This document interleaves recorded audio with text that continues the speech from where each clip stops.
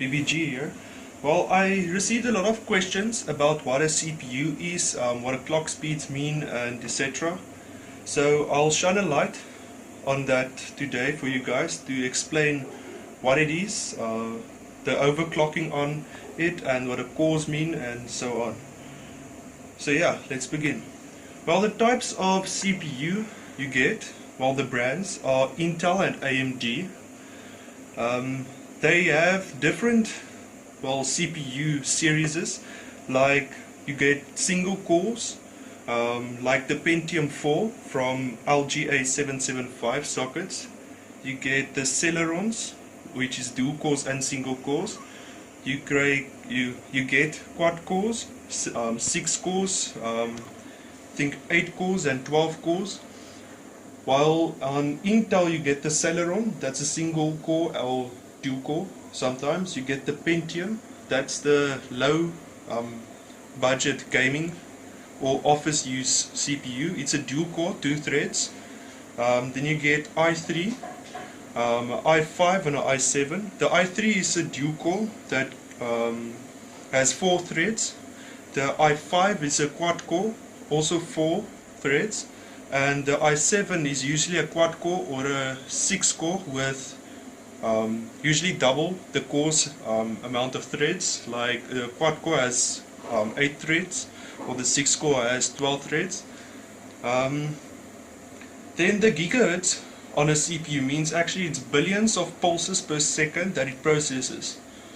And megahertz is millions of pulses that it processes. Then you get a couple of cores, like when you have a dual core, the software or something that you run, the CPU then splits the workload between the 2 cores on the CPU. Well, when you see a CPU like this, you see it's one CPU, but inside there's actually 2 cores or 4 cores. So yeah, and usually the more cores you have, the better the performance you can get. Then when you while there's cores, you get threads. Now threads are like virtual cores. While your CPU is a dual core and 4 threads, while it's like working on the program, and in between idle times, the threads manage to put extra workload inside those spaces it idle, so that it works simultaneously, different couple of like programs if you do multi-window and those kind of stuff. Then overclocking, guys. When you overclock a CPU, let's say it's 1 GHz and you overclock it to 2 GHz, that doesn't necessarily mean you get double the performance. While the CPU might run faster when you overclock it, the RAM and graphics card needs to work harder to stay with it. Well, that's where bottlenecking coming. I'll show you guys, I'll explain that in a different video. But usually when you overclock your CPU like 100% more, that's usually like once in a blue moon. But when you overclock your CPU, you might get better performance on workloads, like when you decode stuff and multiple programs running at the same time.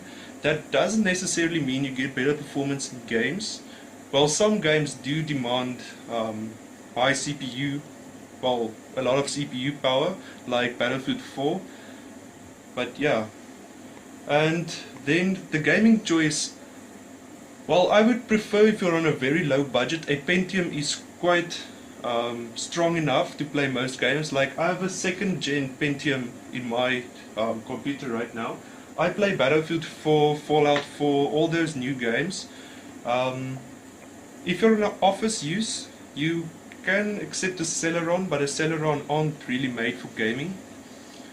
i3, i5 and i7, those are the 3 main CPUs for gaming.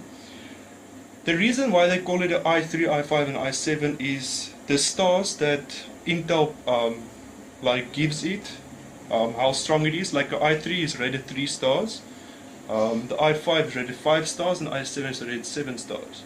So yeah, thank you guys for watching. I hope this helped for some of you guys, but yeah, please like and subscribe, and I'll see you guys in the next video.